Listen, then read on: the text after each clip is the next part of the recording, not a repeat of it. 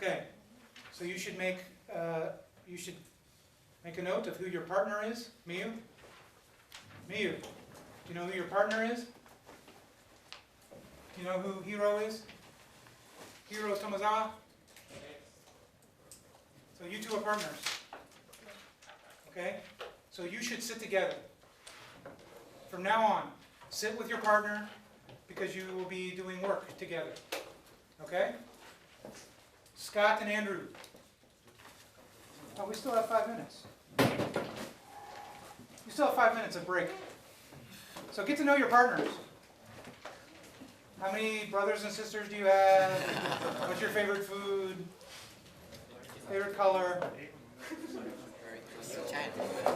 Let me, if I could have everyone's attention, I have a suggestion for you.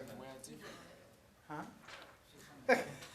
No, I have a suggestion for you, and that is when you are working with your partners, you should try speaking in English. Now, some of you I know have to speak in English, right, because you're from different countries. But if you're two Japanese debaters, you should speak in English. It'd be good practice. Okay, let's get started. Okay, the last session for today is about understanding how the debate process works. How does a debate round actually happen? Some of you may never have seen a policy debate round. Some of you have probably seen parley debates. Some of you have never seen a debate at all. And that's okay. We're going to talk today about how the debate round occurs, how it happens, and what the time limits are, what are the roles of the speeches. In other words, each speech has its own purpose. So we're going to talk about that. And then I'm going to talk to you about some strategy ideas. And then finally, I'm going to talk about cross-examination. Okay? Now, do you remember what Professor Inouye said this morning? The very first thing he said? If I'm speaking too fast, what should you do? Raise your hand, yeah. Throw something at me. Say, hey, slow down, okay? If you don't understand something, raise your hand. Say, hey, can you repeat that? Or rephrase that. Provide an example, okay? I can only help you if you let me do that, okay? And so I don't know what's going on in your head. I'm not a magician. So please let me know, okay? All right, so let's start off with the real basic stuff, and that is the speeches and the speech times. Now, as you know, we abbreviate quite a bit, and we use symbols, because when you're taking notes, you don't have enough time to write everything out word for word, right? And we're going to talk a little bit more about note-taking tomorrow. But I just want you to know that for now, I'm going to be using some acronyms, some abbreviations, so you need to know what those are. This is the first affirmative constructive. The first negative constructive. Obviously, this tells you which side, okay? The second affirmative constructive, so the numbers tell you which order. So, affirmative. Second negative constructive. And you notice that then all of a sudden the last letter changes. We go from constructive arguments to rebuttal arguments. And then first negative rebuttal, first affirmative rebuttal, second negative rebuttal, and second affirmative rebuttal. Right off the bat, okay, I want you to know that there's a difference between a constructive speech and a rebuttal speech. A constructive speech is when we construct arguments. We build arguments. You can make new arguments with new evidence in the constructive speeches. All constructive speeches, you can have all new arguments. Okay, in other words, if the first affirmative says three things, 1, 2, 3, and the first negative says, answers those three but then makes two more, the second affirmative is not bound by just these arguments. The second affirmative can extend those first three, answer these two, and make a new one if they want. And then the second negative is the same way. They can, well, I'll talk more about that in a minute. But in any case, the constructive speech is when you build arguments and you can make new arguments. The rebuttals, no new arguments. No new arguments. Unless, remember I just said the second negative constructive can make a new argument? So let's say they make a new argument down here. Well, the first affirmative rebuttal, who's answering the negative, they can certainly respond to this. Okay? So technically this is a new argument because the affirmative has not made this argument yet, right? So it's technically new, but it's in a direct response to something that the negative did. So in other words, the 1AR, the first affirmative rebuttal, cannot make a brand new argument, right? One of their own brand new arguments. They can't make one down here. No, can't do that. But they can answer something that the negative has brought up. Okay? So, constructive speeches are to build up arguments. Rebuttal speeches, like the name implies, the word rebuttal, is about answering, as well as strengthening one's own arguments. Okay? I'll talk more about the specific purposes in a minute. But that's the main difference between constructive speeches and rebuttal speeches. Constructive speeches, new arguments. Rebuttal speeches, no new arguments. You can, however, in rebuttal speeches, read new evidence if you want. Generally, particularly at the beginning levels, people don't read new evidence because they have enough going on already. But if there's a point that someone is making throughout the debate and you haven't really answered it very well, and it really requires a piece of evidence, you can do that. So you can read new evidence, but not new arguments. Does that make sense? Okay. All right, so let's talk about the roles or the purposes of these speeches. The first affirmative speech we've already talked about, right? What does the first affirmative speech have to do? Jenny, do you remember? What does the first affirmative speech have to do? They have a burden that they have to meet, right? Okay. So what does the first affirmative speech have to do? Taka, remember?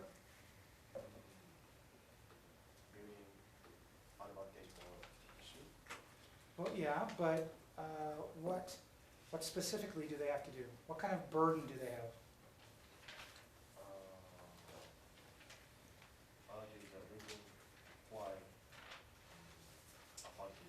Why the government should take action.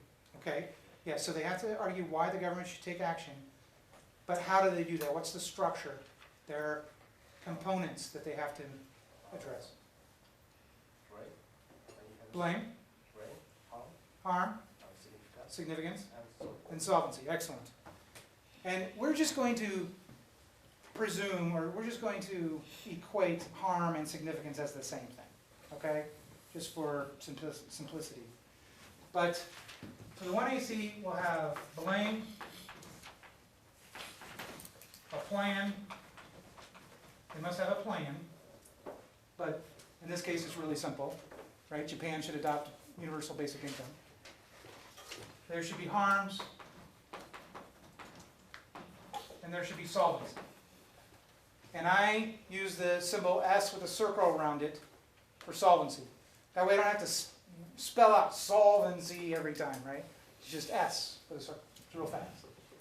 Okay? So this is what the 1AC might look like. If it's a comparative advantage version, it's going to be slightly different, as Shannon talked about, right? It'll be inherency, plan, and then advantage.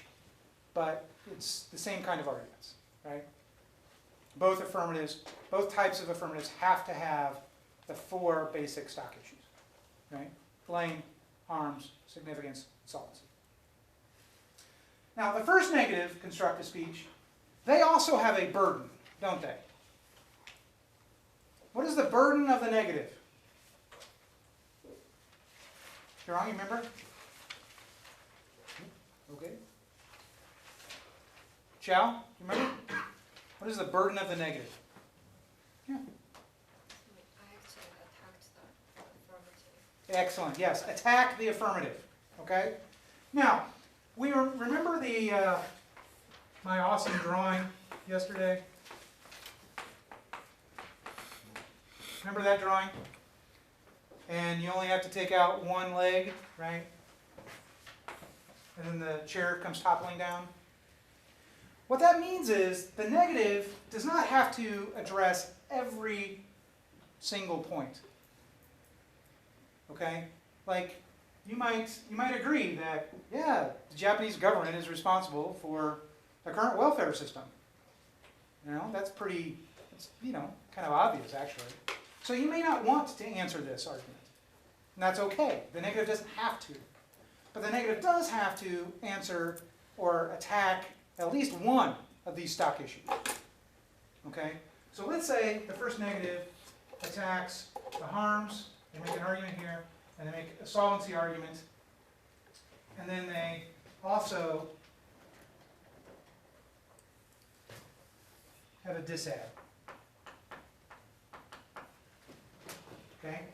So they run one of the three disadvantages that's in the packet.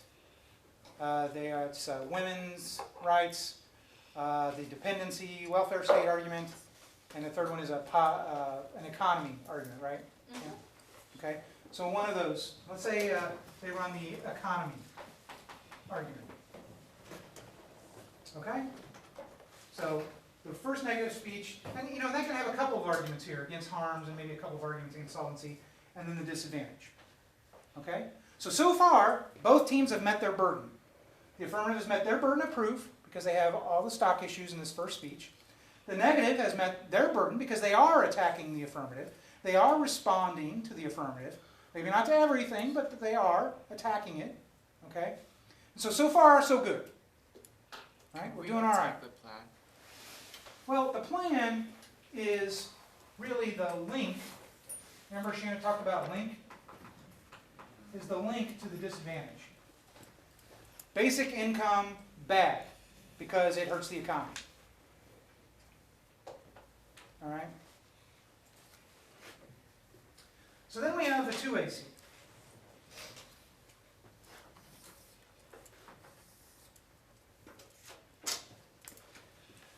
The second affirmative speech essentially has two main functions. The first is it must answer what the negative has just said. It must defend its case. Okay? It's like a fort or a castle, right? And you've got invaders coming in. The job of the defenders of that castle or fort is to answer or attack each one of those invaders, right? To protect the fortress. Well, the second affirmative speaker is protecting their case, okay? So they have to answer these attacks, and they have to answer the disadvantage. So maybe they have a couple of arguments against these, a couple of arguments against these, and they've got 3 arguments against the disadvantage. Okay? So that meets the first purpose of the second affirmative constructive speech, to protect the fortress. The second purpose of the second affirmative constructive speech is to extend strong points. To extend the strong arguments of the first affirmative speech. So you want to remind the judge that that first affirmative speech is important. And the negative did not answer everything. So you want to remind the judge of the important parts of that first speech that went denied. This also includes extending or referencing pieces of evidence in the first affirmative speech. Now, you certainly, in the second affirmative speech, will probably want to read a piece of evidence here, here, and at least one or two pieces of evidence here on the disadvantage. But don't just leave this first affirmative speech hanging out here, okay? You put your best arguments and your best pieces of evidence in the first affirmative speech for a reason. Actually, for a couple of reasons. One of the reasons is you put all of your best arguments and your best evidence in the first speech because you want to make sure that all of your best evidence and all your best arguments are in the debate, right? If you don't put, like, say, a couple of pieces of your best evidence in this first speech, but then the negative makes a bunch of arguments, and then you get distracted answering the negative, by the time you're back here, you didn't read your two best pieces of evidence, right? But if they're already in this first speech, boom, they're there. Now, it would be a shame and a mistake to forget about them.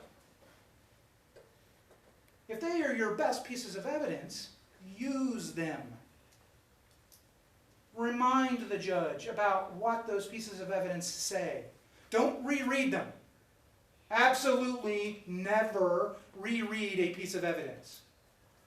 But you can remind the judge that Professor Renaway said last year that debate is awesome, right?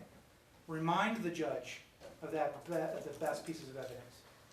And so then you're emphasizing and strengthening your best arguments and your best evidence, and you can use those against some of these negative arguments if they apply, right? But here's the tricky part. Remember what I said about constructive speeches? What's the main difference between a constructive speech and a rebuttal speech in terms of arguments? Like you have to state all your arguments in the constructive speech. Yes, no new arguments in rebuttals, right? Is the second negative constructive speech a constructive speech, Kieran? Is this a constructive speech? It's not a rebuttal, is it? It's a constructive speech, right? Yeah. Can you make new arguments in a constructive speech? Yes. Okay. So here's the tricky part, folks. So the second negative constructive speech may make some other arguments, which I'll talk about in a minute, but they may also make a new argument, the women's rights disadvantage. Okay? Can you all, hopefully you can all see this. Do you see? So far, the negative has some harms arguments, solvency arguments, the economy disadvantage, and the second negative, constructive speech, also runs the women's rights disadvantage. Remember, I just talked about how the second affirmative speech extends their best pieces of evidence, refers right back to their best pieces of evidence, even if the first negative didn't say anything about them. What if one of the harms that the affirmative talks about in this first speech, and one of the really good pieces of evidence that the affirmative has in this first speech, talks about gender, talks about women. The first negative says nothing about women, right? But the second affirmative is smart. The second affirmative says, you know, I want to remind the judge that we are also going to be helping out women. The negative hasn't talked about it, so I want to emphasize that strong point, right? So then the negative, in the second speech, runs this women's rights disadvantage. But because the second affirmative speaker extended their gender argument, when the first affirmative rebuttal, when we get way over here, when the first affirmative rebuttal comes down here to answer the women's rights disadvantage, they have the benefit of using that piece of evidence way back in the 1AC about gender to answer this disadvantage because their partner extended it. If the second affirmative speaker had said nothing about this gender argument, this would be a brand new argument here. Okay? Now, the first affirmative rebuttal can certainly answer this disadvantage. Okay? And some judges would let them get away with using that piece of evidence. It's way back in the first speech. But technically, that's a no-no. So in other words, you have to extend your best arguments and your best evidence in order to use it later on in the debate. Okay? Now, you should not spend a whole lot of time doing this when you're in the second affirmative speech. Okay? It's real quick. You just say, oh, and remember, please extend our in a way evidence on how basic income can solve gender problems. Period. Say nothing more. You don't need to explain that. You don't need to elaborate that. You don't need to give an example of that. You don't need to read another piece of evidence for that. That one simple sentence is all you need. Please extend our in a way evidence that says that basic income will solve gender problems. Period. Boom.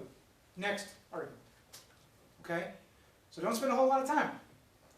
Because it may become irrelevant later on. Right? So you don't want to spend a ton of time on something that ultimately is going to be meaningless. But on the off chance that it does become meaningful, because the negative runs this women's rights disadvantage, right? That one simple sentence allows the affirmative some strategic flexibility later on. Does that make sense? Everyone with me? Jenny, you got it?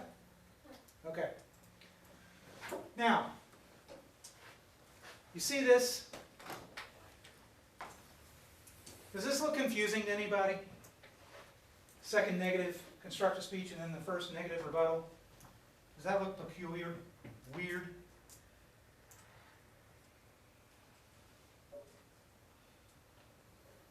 What's wrong with that picture?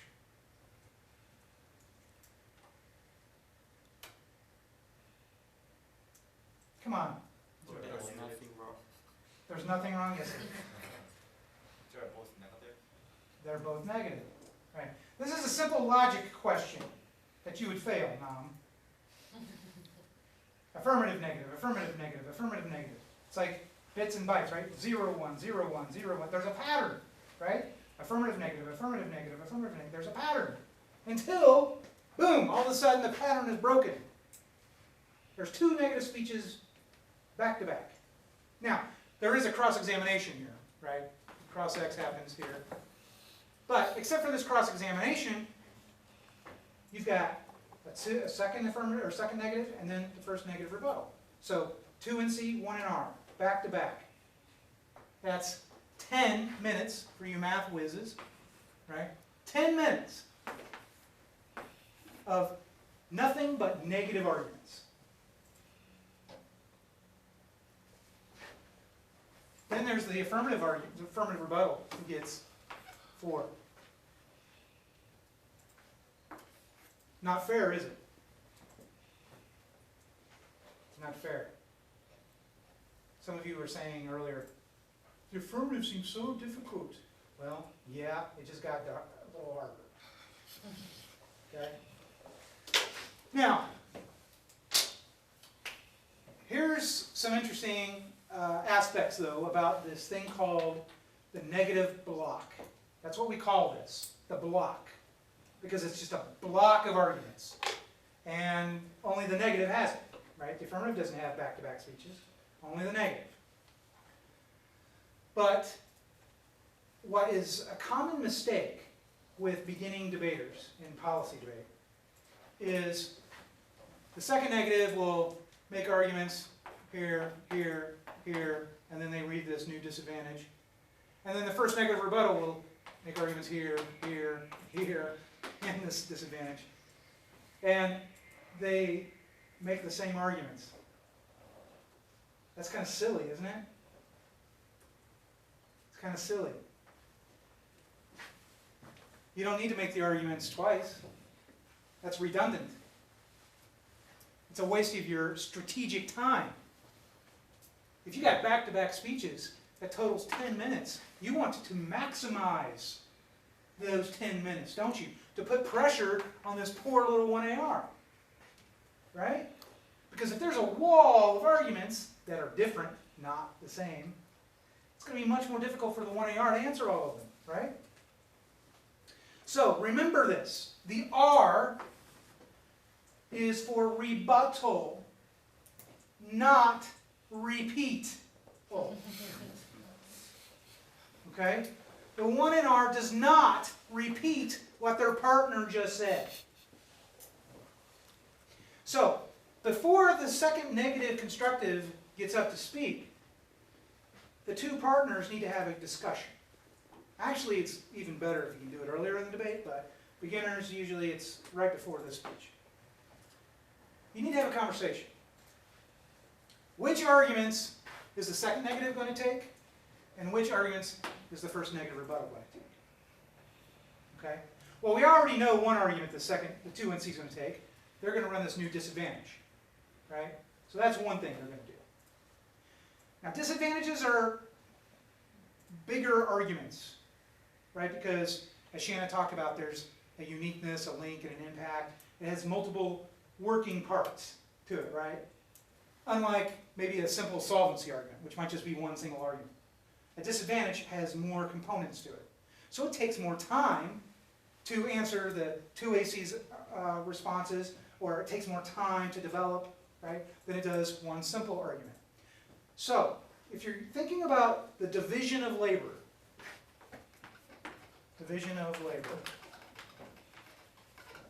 of the block, you need to be strategic when thinking about which arguments take more time than others.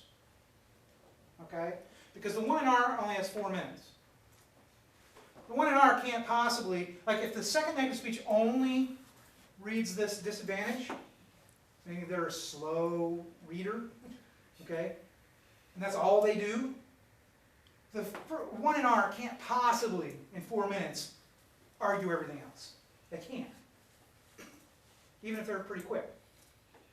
So, the second negative needs to speak a little more quickly, obviously, but maybe the second negative constructive runs this new disadvantage and then takes the solvency arguments. Okay? Then that means that the 1 in R can take the harm arguments, right? That's the harm arguments, and then extend the economy disad. So we've got division of labor here, don't we? The 2NC talks about this and this, and the 1 in R talks about this and this. They're different arguments, so there's no repetition, there's no repeating, right? And they have some strategic time allocation here. Does that make sense? So what we've got going on so far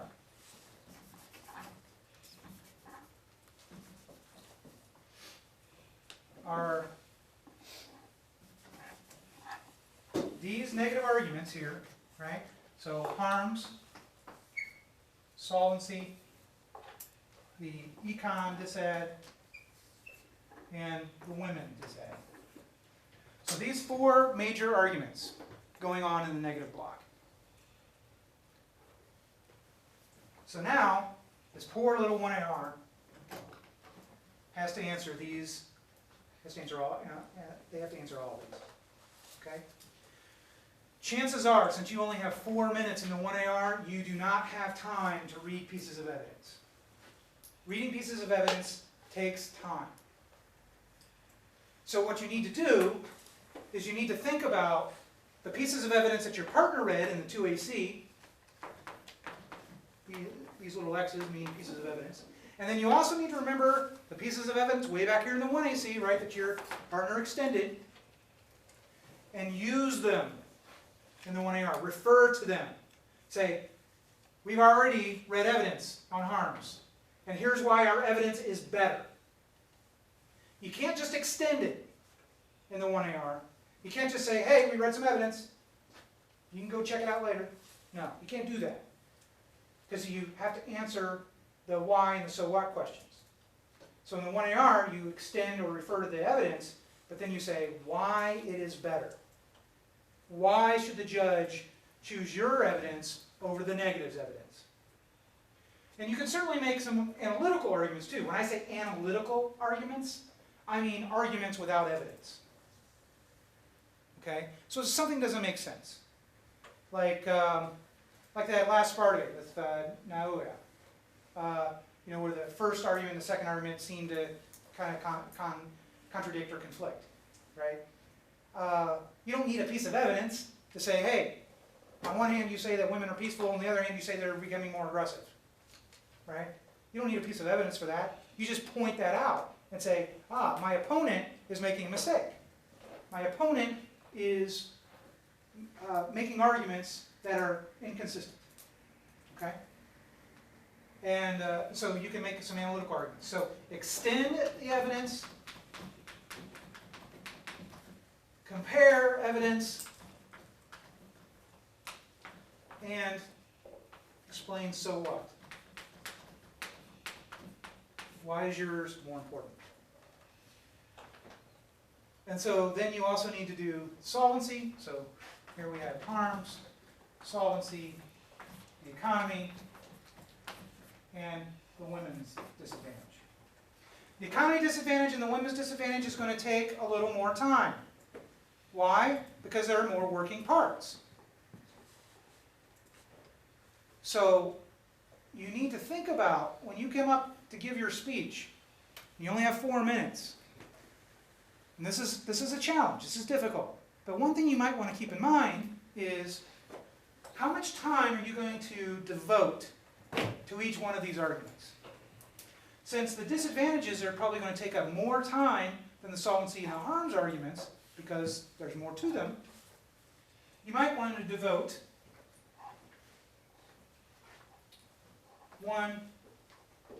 you could do 1:30 here, 1:30 here, and then that leaves 1 minute for these. You see how that works? So when you come up to give your speech, in your mind, you know, I only have 1 minute to answer the harms and solvency. So I got to be efficient. You know, you don't want to over-explain. You don't have time. You don't want to give an example. You don't have time. You don't want to read a new piece of evidence. You don't have time. So you use the tools that you already have. You use your analytical arguments that you can make that are new, because they're responding to a negative argument. And you want to make sure that you refer and extend back to your partner's arguments and to your original 1AC arguments. Okay? Let's say the negative had several solvency arguments. You know, I've got 2 here, but let's say they make 4. They have 4 solvency arguments here. But you only have 1 minute to talk about harms and solvency in the 1AR. What do? One thing you can do is what we call grouping.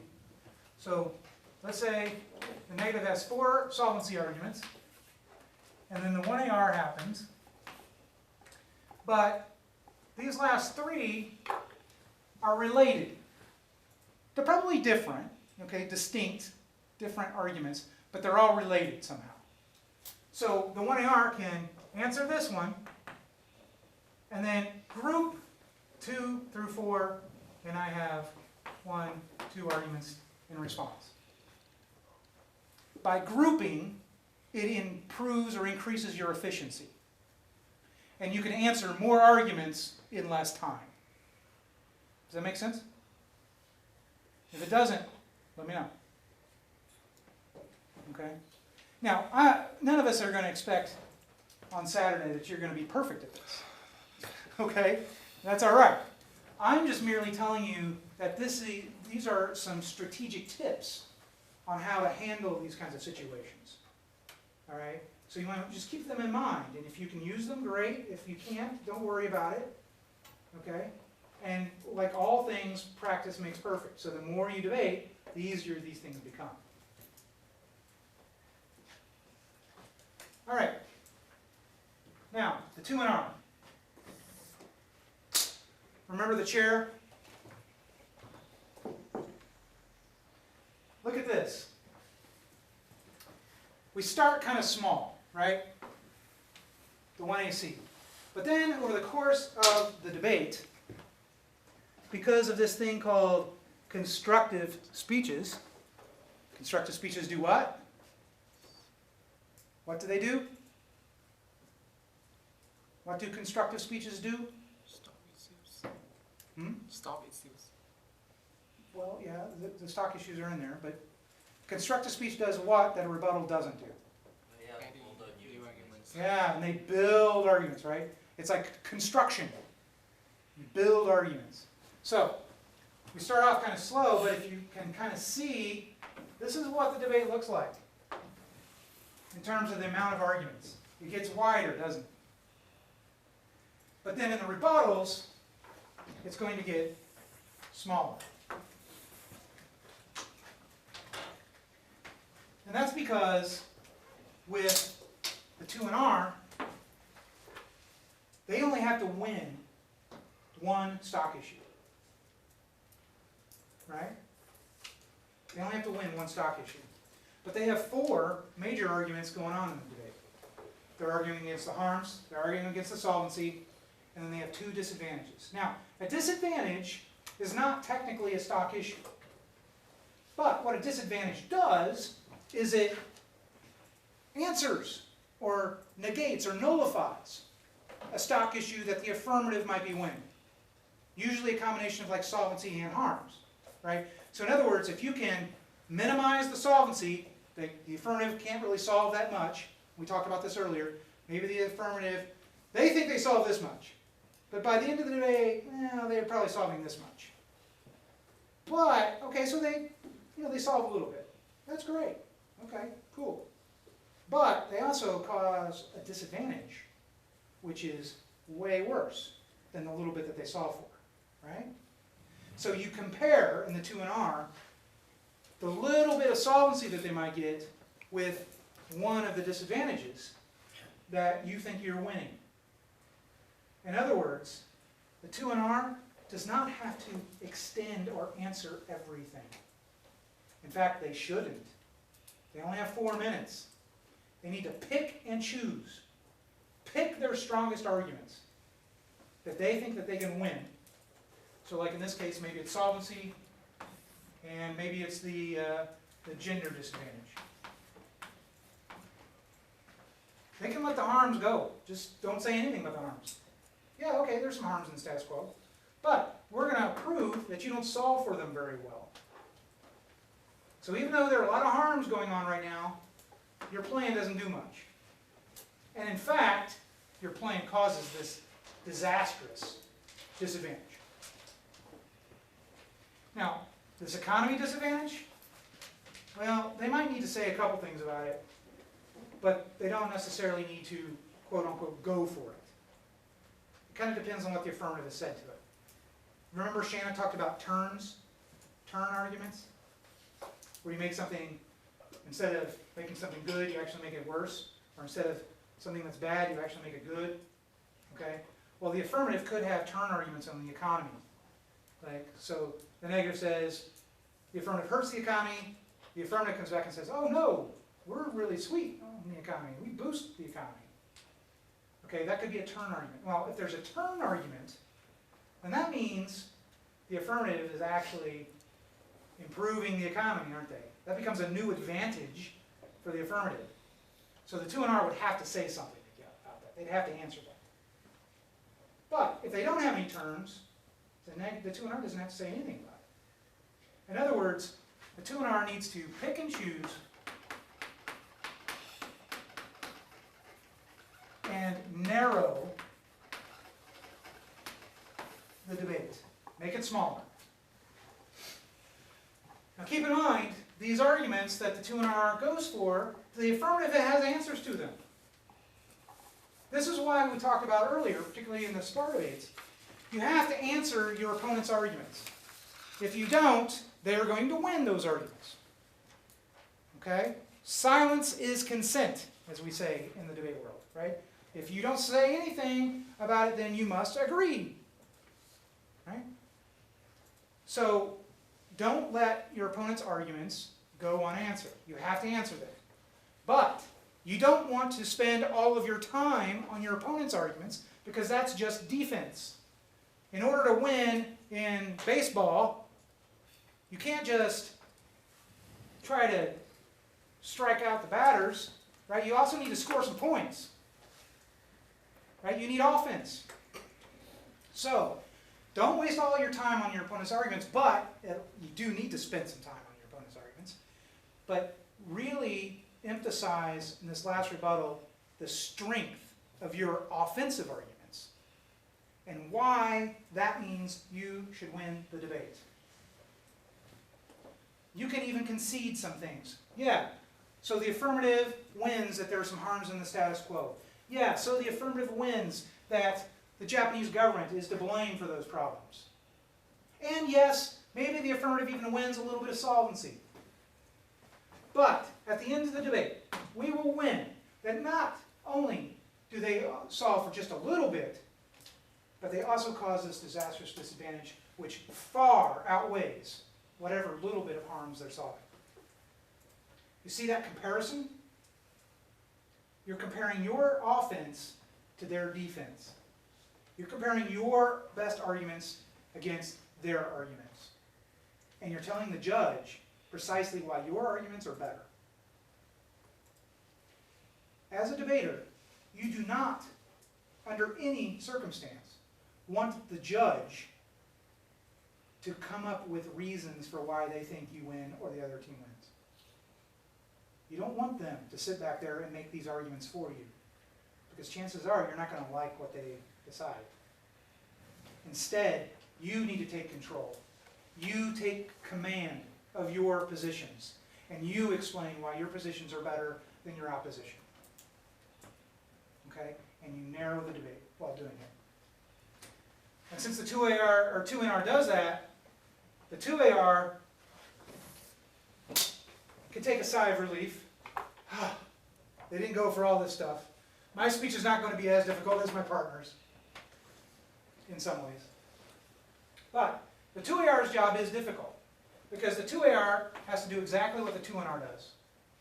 The 2AR has to extend all of their good evidence and all of their good arguments, and they have to answer the negatives arguments, but not spend too much time on them, right? And instead they want to emphasize their offense, why they solve for these big problems, why the disadvantage is really not that much of a risk, why we don't really link to it, or why the impact is pretty small compared to these big harms that we saw for back here. Does that make sense? So there are big harms, we solve for them.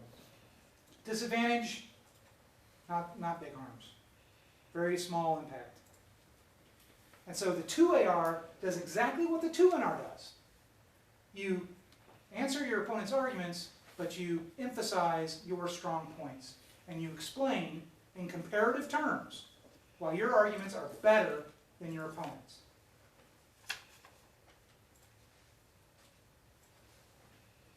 That's it. Pretty simple, huh? You all could do it right now, right? What questions do you have?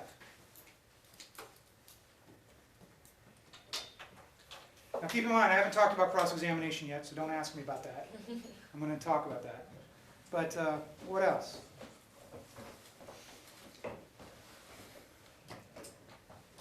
Yes, Tom. Can you, like, even if you have those repetitions, can you, like, spare it until the end? Like, say, in the constructives, can you wait until the rebuttals? To do what now? Like, say, if you're affirmative, like, let's say, and the negative is attacking you, can you, like refute back later? I see. Yeah. No. And I tried to explain that here, but maybe I wasn't too clear.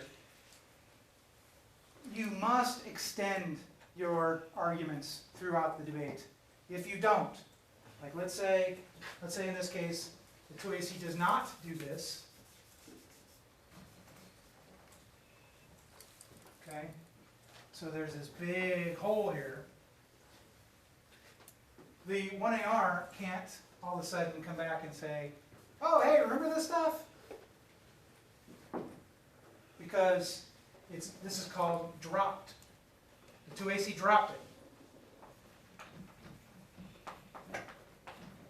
Once it's dropped, it's dropped. So the 1AR cannot resurrect it. I mean, like the ones that are attacked by the negative, Mhm. like the ones below. Like say Yeah. if the 2AC doesn't answer, the ones below the dropped.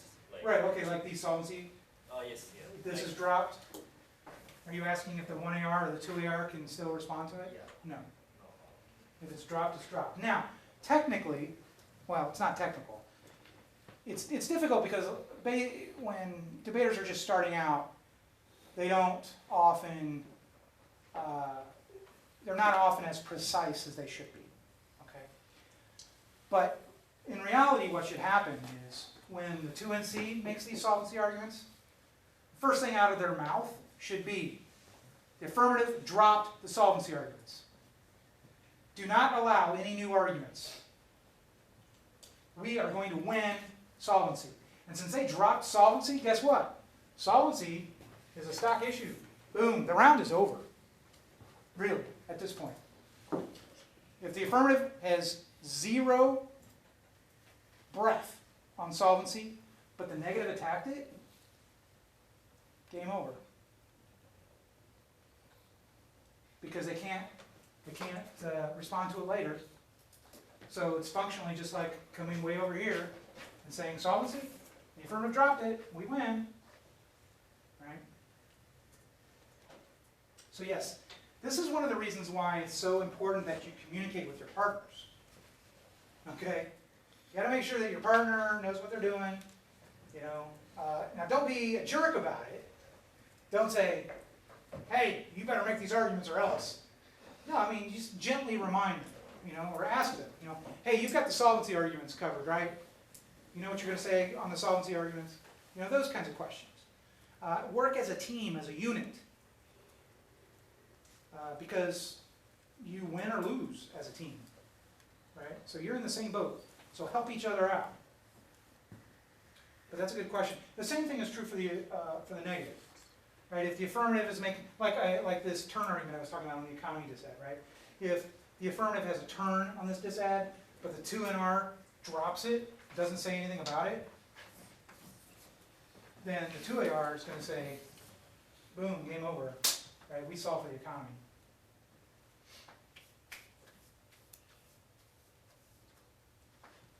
Other questions or concerns? I'm going to give you just a minute to kind of think about all this. I mean, this is a lot of stuff I just talked about. So let it sink in. Try to visualize yourself in a debate with this stuff happening. And, you know, and then at some point you're going to say, ooh, what do I do? What am I supposed to do about that? Or what's going on with this? You know.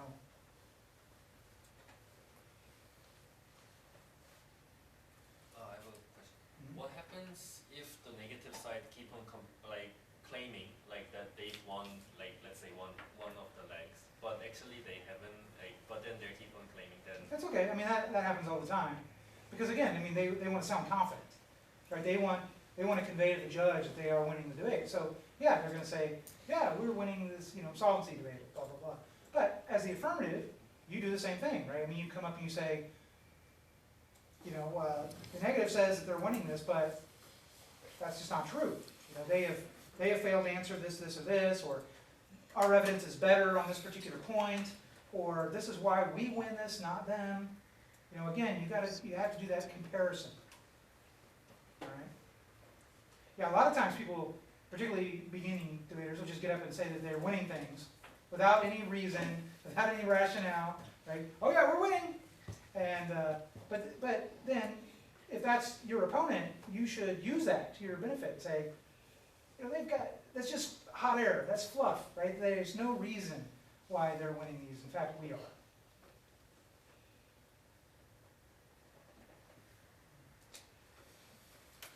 During an actual debate, are debaters allowed to use electronic devices? It's a good question. It probably depends on the tournament or even maybe the league. I know that in the US, debaters can use their laptops, but only information that's already on their laptop. They cannot use the internet, for example, during the debate. But certainly you should use your translation devices. Okay, definitely, do that. And we're not going to have any problem if you're reading from a laptop or something like that. But just be ethical. Don't jump on the Wi-Fi and find something, because that's unfair. All right, let's talk about cross-examination. Okay, I'm going to talk about 3 different things about cross-examination. I'm going to talk about the purpose,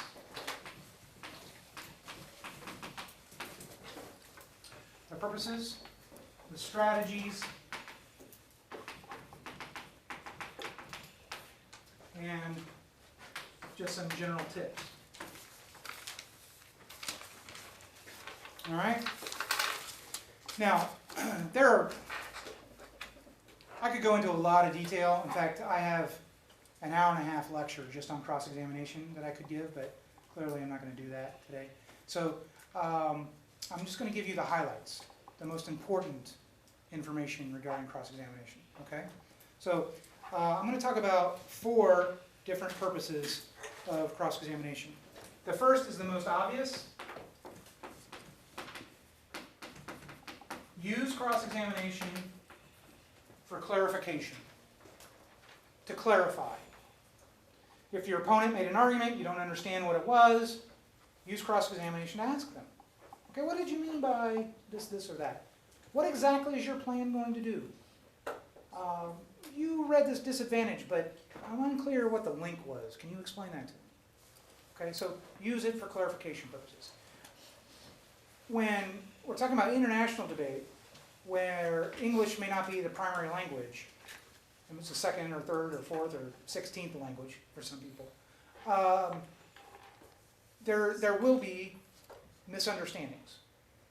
Okay? So clarification is really important. And let me also stress that cross-examination is much more important than just for clarification, which I'm going to talk about in a second. But you should never, ever get up to give a speech if you don't know exactly what your opponent just said. Never give a speech if you don't know exactly what your opponent just said. Because you can answer the wrong arguments.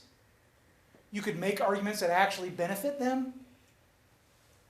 That actually happened to me once. I was in a debate, and my partner and I he was getting ready to give his speech, and he's trying to listen to what the opponent's saying, and I'm trying to listen, but we also have to gather our materials, right, in order for him to give his speech. And so they ran a feminism argument against us. And we had heard feminism arguments run against us quite a few times, so we just automatically assumed that it was the standard feminism argument that everybody was running against us. Bad mistake. Because my partner looks at me and he says, "Give me the feminism answers." So I give him the standard feminism answers. He gets up and he gives a speech. And the first thing out of the mouth of the opponent during his cross-examination was, "What impact terms did you read?" And actually what my partner did was, he wasn't running turns, he was actually reading the impacts. Because they ran the disadvantage the opposite direction. And we weren't paying attention. We should have asked for clarification, but we didn't. Because we were arrogant. We just assumed. So clarification is really, really important. Okay? The second purpose of cross-examination is to obtain admissions. Obtain admissions. Now, what this means is you want your opponent to admit to something. Okay, you want them to admit to something. So let's say you're negative, and you're cross-examining the first affirmative speaker, and you know that you and your partner are going to run the women's rights disadvantage. Okay? It will strengthen your case if you can get the affirmative to admit that they can't solve for all of gender equality. So you ask some simple questions, like, so in the first affirmative speech, you're talking about basic income, and so gender inequality is really bad, isn't it? Oh yeah, it's really bad. You know, there's nothing worse than gender inequality. Okay, fair enough. Now, gender inequality is really bad, and apparently it's pretty significant in Japan. What are some of the reasons why gender inequality exists? Well, the affirmative, trying to be clever, will say, well, it's the economy. Women can't get jobs, or they can't get good jobs. Okay, I appreciate that. Thank you very much. Now, under basic income, is that full employment? Does that mean everybody has a job? Or are they just guaranteed a paycheck? Because if a woman's sitting at home and she's just receiving a check and she's not actually in the workplace, how is she demonstrating that she's equal to men, right? So how can you solve 100% of gender inequality? Well, but we make it better than the status quo. Okay, fair enough. That's all you need. You just got the affirmative to admit that they don't solve for gender inequality 100%. That they may, in fact, make it worse. Because women who are sitting at home collecting checks are not out there demonstrating that they're equal. And therefore not being empowered. And that is one of the links to your disadvantage. So get your opponent to admit to something. Let me give you I'll try to make this quick. I'll give you a story, an example, real life example. In my PhD program, I was also coaching debate, and I had two female debaters who, like Jenny and Miyu, were a little shy. And when the pairings came out, when it was announced who they were going to be debating, they were debating these two boys from a very prestigious university, very good debating university. In fact, these two boys ended up doing very, very well at the national debate tournament at the end of the year. So they had a reputation, these two boys did. And they were very arrogant, they were jerks. They would, if they smelled blood, they'd go for it. And so anyway, we knew what their affirmative case was. And it was an environment topic, and their case was to get rid of depleted uranium bullets. Have any of you heard of depleted uranium bullets? Okay, back in the first Gulf War, the United States had weapons that shot special bullets that had a cartridge of uranium in it, depleted uranium, so spent fuel uranium from nuclear power plants, and was encased in the shell of the bullet, which meant that on impact, the bullet explodes. Okay? Part of the problem, though, and this was what the affirmative argument was, is that once those depleted uranium bullets explode, uranium then pollutes the environment, gets in the groundwater and that sort of thing, and that's bad. And since we have since the United States had an overwhelming military advantage anyway, we didn't really need to use depleted uranium bullets. So let's get rid of depleted uranium bullets.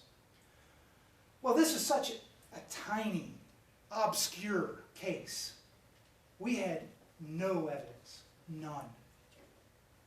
And so my two female debaters, being shy already against these two, mean male debaters, they were scared. They came running to me and they said, oh Joe, what are we going to do? They're going to crush us. We're not going to have anything to say. It's going to be embarrassing, blah, blah, blah. And I said, well, let's think about this for a minute. Let's look at the arguments that we do have. And so we're going through the arguments, and we had one disadvantage, which is called a military readiness disadvantage. And essentially that disadvantage argues that we need to have all of the resources that we could possibly have for our military so that they can be ready to fight on multiple fronts, to encounter multiple enemies, and to maintain our superior military status. But we still didn't have any depleted uranium arguments, right? But we had this one disadvantage. But one thing that we did have was one single piece of evidence that said something to the effect of American weapons being unique, right? Other countries didn't have what we had. American weapons were the linchpin. In other words, they were vital to our military strategy in the Gulf War. That's what the evidence said. American military weapons were the linchpin to our military superiority in the Gulf War. So, pull my two debaters aside. I said, here's our evidence. Now, these two boys from Emory University? They're really cocky. You're going to use that to your advantage. So Amy gets up, cross-examines the first affirmative speaker, and she plays dumb. She plays like she's this non-threatening, shy woman. And she says, all right, so can you explain to me the environmental disadvantage, or environmental advantage? What is it about depleted uranium bullets? So, he's, DUBs are the worst thing on the planet. Uranium seeping into the groundwater, killing all these people, and, it's really bad. And so she says, well, but why do we use depleted uranium bullets? Well, that's just the thing. We don't need to use them because it's overkill. I mean, these depleted uranium bullets are so massive, right, and they explode on impact that there's just they do enormous damage, and that's why we need to get rid of them. And we don't really need them, but we use them anyway. She said, so let me get this straight.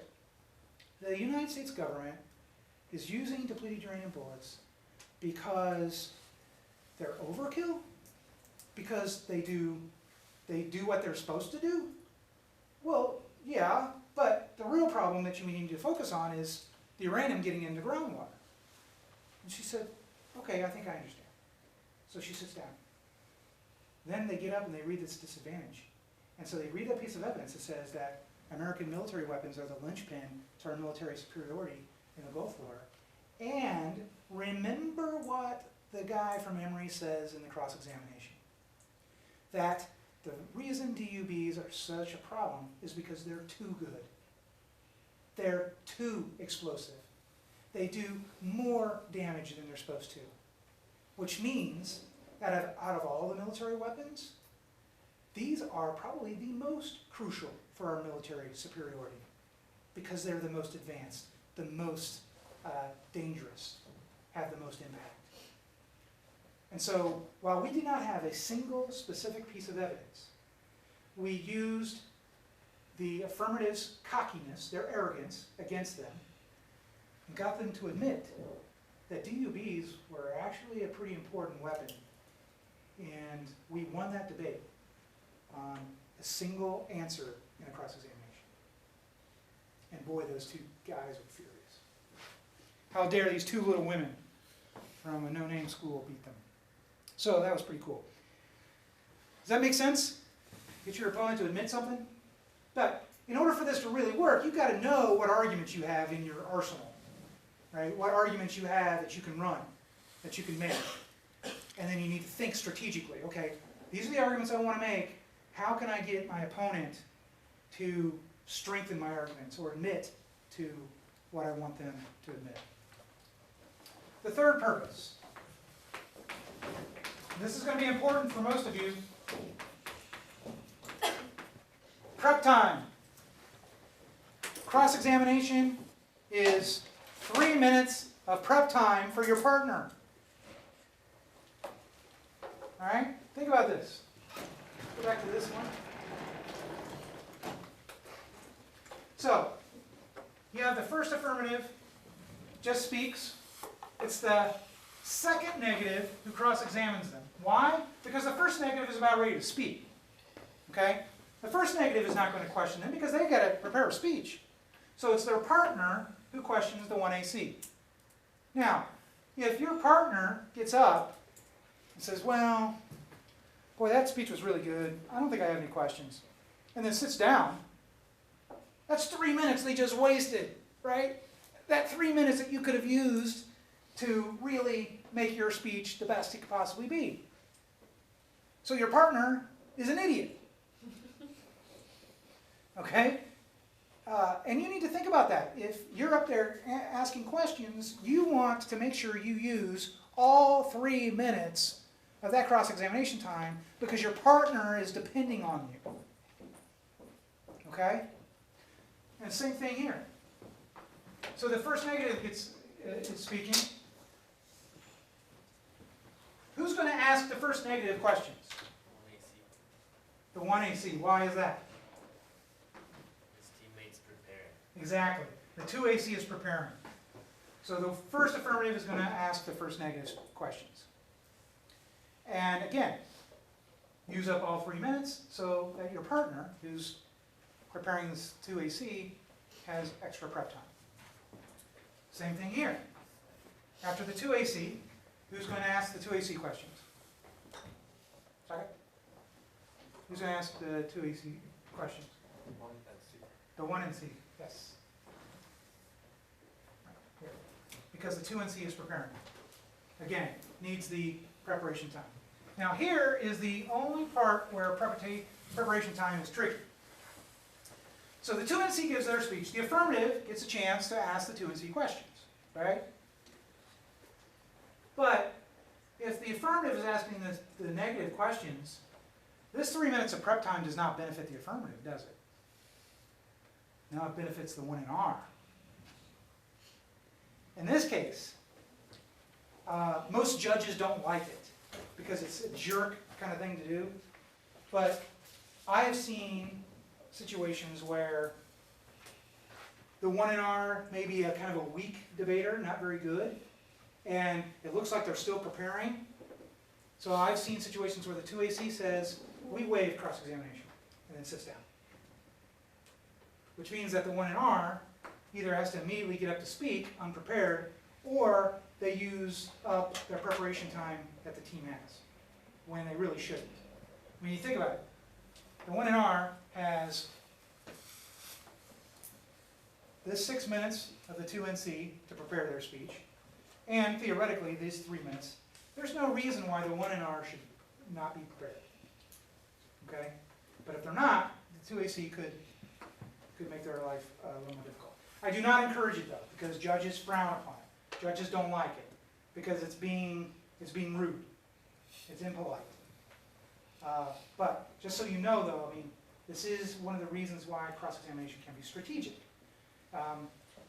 Instead of waiving cross-examination, maybe you only use 2 minutes instead of the whole 3 minutes. Okay? That doesn't look as bad. But in any case, preparation time is really important in terms of cross-examination.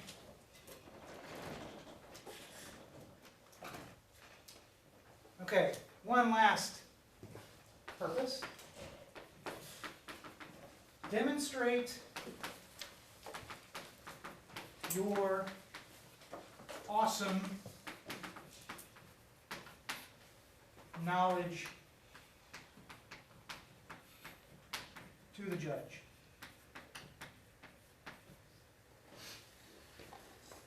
Demonstrate your awesome command of knowledge to the judge. All right? Let's say you know everything there is to know about basic income. But your opponents, well, they kind of know what their evidence says, but they don't know anything else. Well, you can get up in cross-examination and say, well, hey, haven't you read the Smith study from just last year that actually refutes the claim that universal basic income can have a positive effect on the economy? And your opponent's going to say, what? But what does the judge hear? The judge hears, wow, this person's read these studies, knows who the authors are of these studies, knows how the studies relate to this debate, right? So it really improves your credibility to the judge. And in a close debate, like if at the very end of the debate, if it's really close between the negative and the affirmative, guess which side the judge is going to vote for? The one that seems most confident, the one that seems most knowledgeable. Remember, debate is 80% psychology. Okay? How am I doing on time? Getting close. All right, strategies.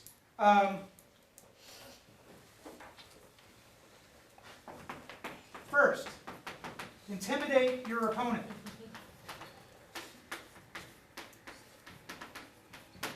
Intimidate your opponent. This was always one of the things I loved about debate because, let's face it, I'm a big guy.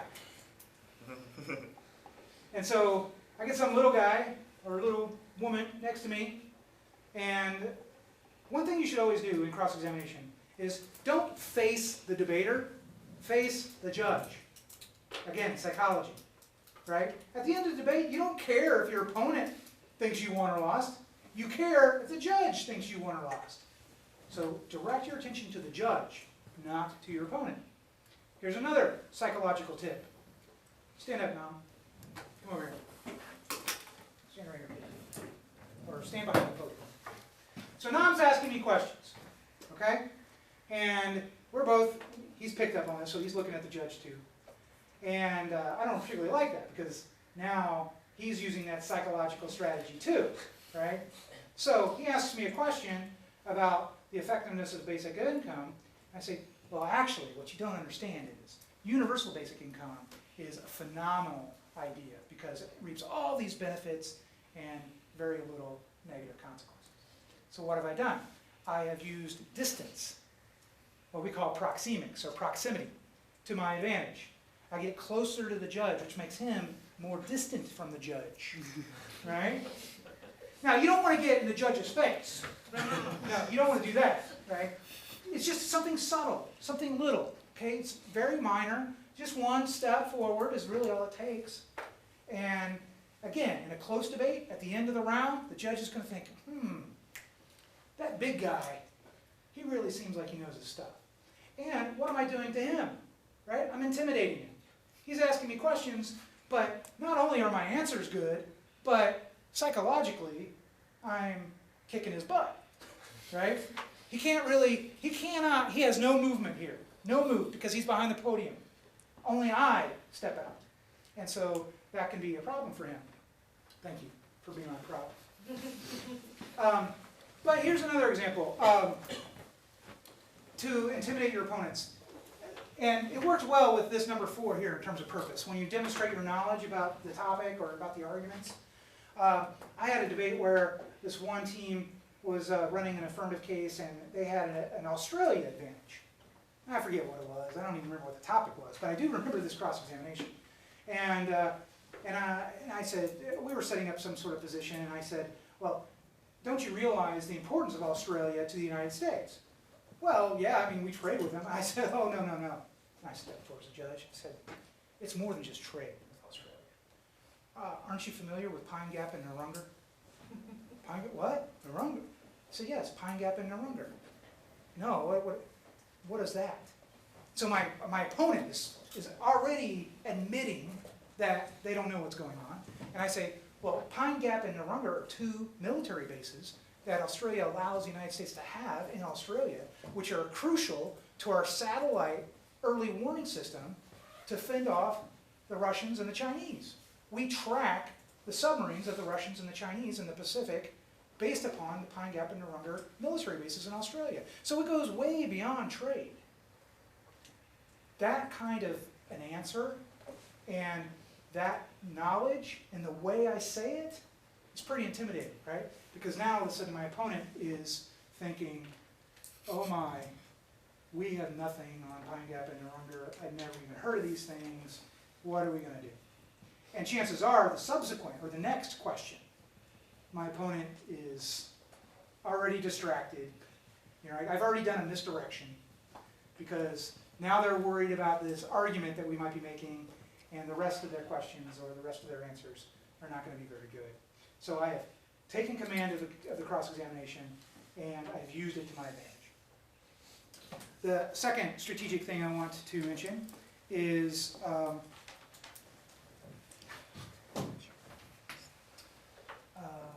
well, obviously get admissions. And I just want to emphasize this again. I know I already said it as one of the purposes, but it's also one of the strategic benefits of cross-examination. And I want to emphasize this because, remember, most of you are going to be tempted to only use cross-examination for this, for clarifying. Particularly because this is English as a second, third, 16th language. And there's miscommunication and translation issues. But try not to use all of your cross-examination just for clarifying. Because cross-examination can be used for such good stuff, right? It can really set you up and set your opponent up for the arguments you want to make and really put you in a secure position. So please don't just use cross-examination for clarifying, okay? Use it to get admissions. And finally, I know I just used this word, but this is a little bit different. Use cross-examination for misdirection. You know, like a magician, right? So, you know, if I do this, and this works well on Shanna, by the way, because she likes bright, shiny objects. But so, you know, if I take this 500 yen coin and I do this, what have I done? I mean, the coin is here, obviously. But for a split second, you're thinking it might be over here. Because I do two things. I look over here and I point over there. That's misdirection. The coin is not here. It's here. Right? Cross-examination is the same way. Or it can be. Right? So, if you are cross-examining the first affirmative speaker, for example, and you ask a bunch of questions about the economy, what's the 2AC going to think you're going to be running? The economy arguments, right? Yeah. So you get them thinking about the economy when, in reality, you're not going to be talking about the economy at all. You're going to be talking about something else. Or, it can get much more complex than that, but, you know, just simply put, get your opponents to think about something that you want them to think about so that they don't think about what you're really going to be doing. Okay? So cross-examination can be used for that. Now, a couple of tips before we go.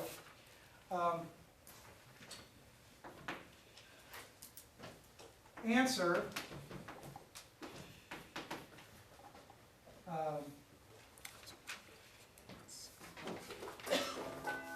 ask yes or no questions. Ask yes or no questions. For two reasons. One, cross-examination time is precious. You only have 3 minutes. So you want to ask as many questions as possible, which means you want your opponent's answers to be as short as possible. You maximize your time, right?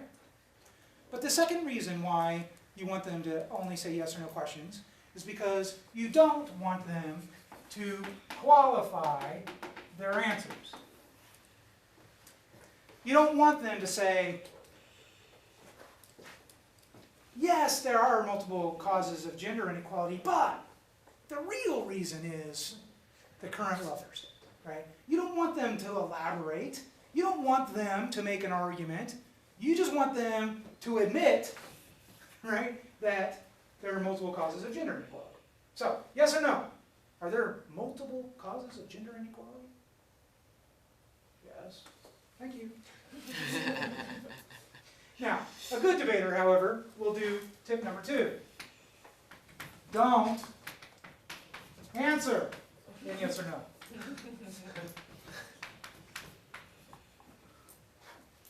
A good debater is going to say, so if someone asks me, yes or no, Joe, are there multiple causes of gender inequality? My answer might be something like, well, given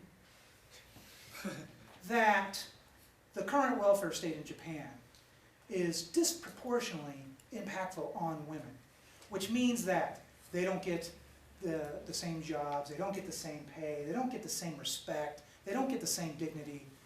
Even if there are other causes of gender inequality, the current welfare state is by far the largest cause. See what I did there? I didn't begin with a yes, but. No, I answered it with my qualifying. Then I get to the yes, even if. Okay? So don't answer with a yes or no if you're asked questions. Number 3, and this is really important. Don't be a jerk. Don't be a jerk. It's one thing to intimidate your opponent, but that should be done really subtly. You know, it's not like you walk up to somebody and say, answer my questions. Okay? That's not what I mean by intimidating an opponent. You know, what I mean by intimidating an opponent is precisely what I said earlier. You know, there's little subtle psychological things that you can do. But in cross-examination, you should be polite. Because if you're not, the judge is going to take notice. And judges do not like impolite jerks. Your speaker points will suffer. At the end of the debate, if it's a close debate, they're more likely to give the win to the polite team and not to the jerk team. Okay? So please, please, please remain poised, be polite, and so forth. Number 4, be confident. Be confident. Someone asks you a question that you don't know the answer to. Everyone but Andrew, listen, make something up. You know, within reason. So if someone asks you a question that you really don't know the answer to, you could say something to the effect of, well, my evidence suggests something about blah, blah, blah. Okay? So let's say they ask a question, well, will a universal basic income cause inflation in Japan?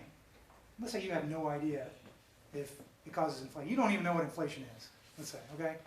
So you could just simply say, well, I mean, you know it has something to do with the economy, but maybe you don't understand how inflation works, which most debaters don't.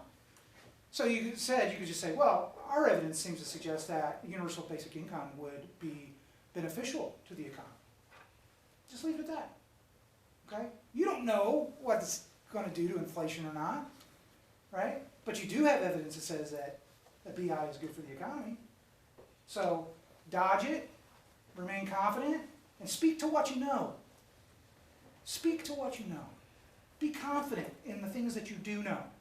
And if they try to misdirect you, if they try to get you to stumble, if they try to get you to look dumb, don't fall for the trap.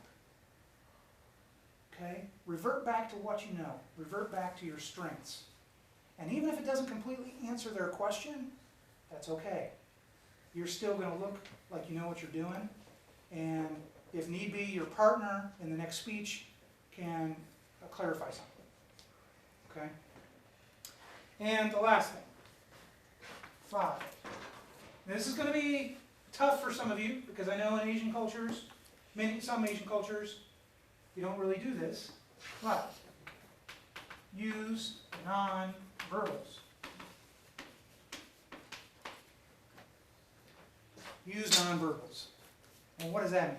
One of the things that I loved to do, and it's so psychologically effective, is if I ask a question, like if I say, why don't you think climate change is happening? And you say, well, there are these studies that have been done. So as he's answering this question, well, there are these studies.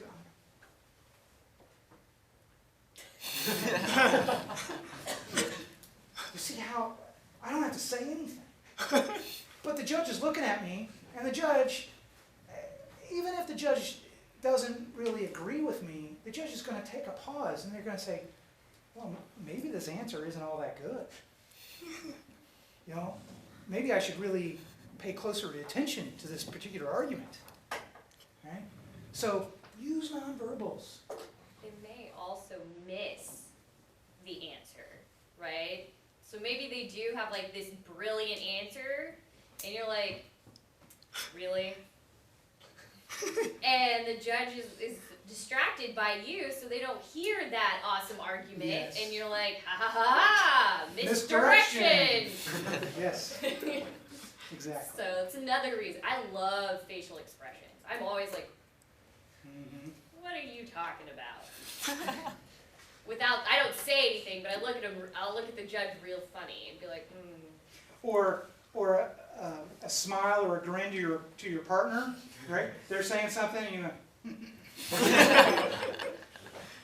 yeah, that's a good one too. So cross-examination can be a lot of fun. It's scary at first for most people, right? Because it's all on the top of your feet, right? You don't really know what they're going to ask you, and so it's right there in the moment. You're on the spot. Sometimes debaters will prepare questions in advance, and you might want to try that, particularly at first, but you really don't want to do that because your generic questions that you have prepared may not be specific to what your opponent is saying, right?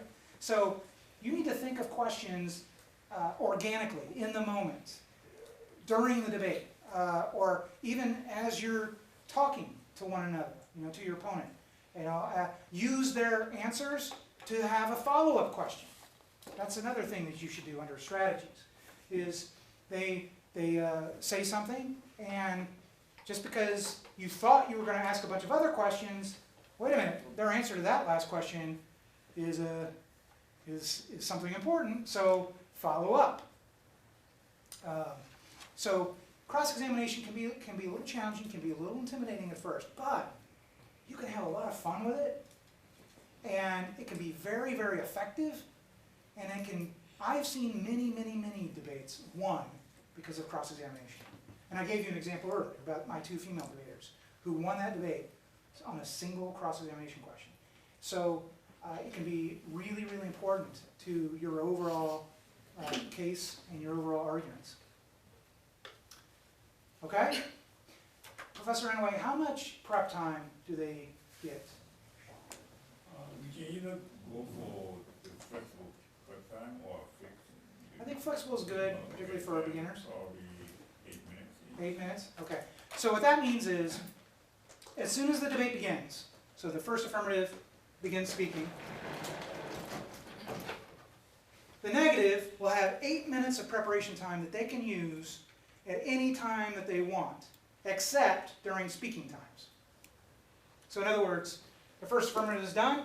If they want to use all 8 minutes before this first speech, they can do that. Not very strategic, but they could if they wanted to.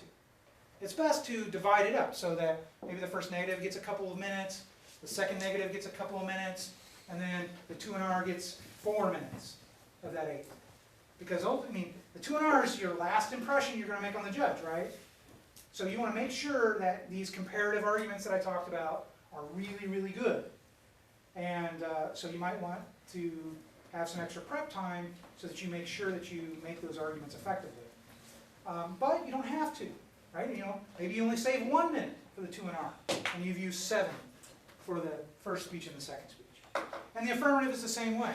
Obviously, the first affirmative doesn't need any prep time, but the second affirmative might. A couple minutes, maybe 3 at the top. I wouldn't use more than 3 if I could avoid it.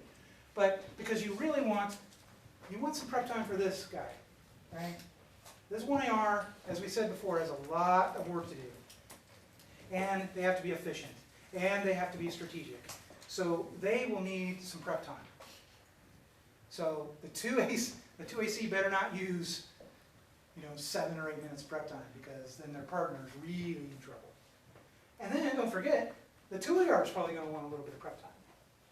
So prep time needs to be used strategically as well as effectively. Okay? That's why we try to prepare as much as we can in advance. That's why Shannon worked really hard on these briefs, okay? So that some of those are battle ready. You just pick them up and you can use them in a debate. You don't always have to come up with the same arguments over and over and over again in every single debate. Think about the arguments you made in the last debate. use them again in a future debate, right? So think about how you can prepare even before the debate begins. But as the debates are happening, you should know that you do have 8 minutes that you can use however you want, except during speech times. Okay? Again, a lot of information we covered today. What kinds of questions do you have?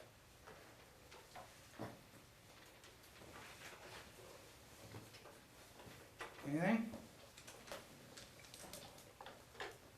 All right, well, before you go, you have 2 homework assignments.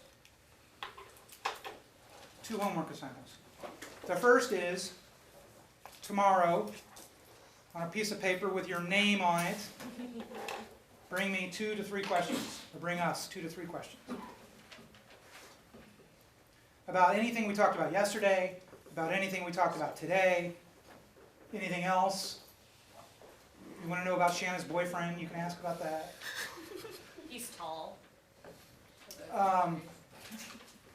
So that's homework assignment number 1. Homework assignment number 2 is to look over the briefs on the basic income topic. The first affirmative speech, the affirmative extensions, the negative arguments. Now you don't need to necessarily read everything, but go through it, make sure you understand what the pieces of evidence are saying, because you may have questions. And, and we can answer those tomorrow, okay? But don't wait till the last minute, excuse me, don't wait till the last minute to read through the evidence, because then it'll be too late and we won't be able to help you. And one other thing you might think about is talk to your partner. Maybe one of you reads the affirmative stuff and the other reads the negative. And then tomorrow you come together and you talk about it. Okay? That might be something worth doing. Yeah, don't think, now that you have a partner, don't think you have to do everything by yourself. Okay? All right. Arigato gozaimasu.